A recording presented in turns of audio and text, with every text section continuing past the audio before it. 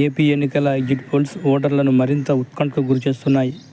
కొన్ని సర్వేలు టీడీపీకి, మరికొన్ని సర్వేలు వైఎస్ఆర్ కాంగ్రెస్ పార్టీ అధికారంలోకి వస్తుందని అంచనాలు వేస్తున్నాయి.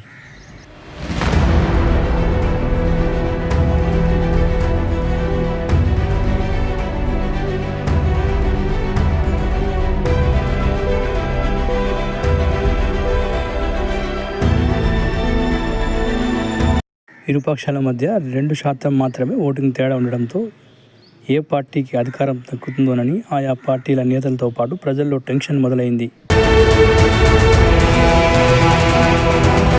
మరి ఏపీ ఎన్నికల్లో విజయం ఎవరిదనేది తెలియాలంటే జూన్ 4 వరకు వేచి చూడాల్సిందే.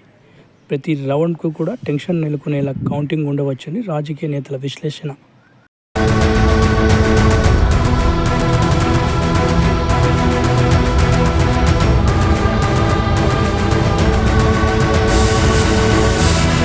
అయితే ఇదిలా ఉంటే ఇరు పార్టీలు కూడా ముఖ్యమంత్రి ప్రమాణ స్వీకారోత్సవానికి ఏర్పాట్లు చేస్తుండడం గమనార్హం.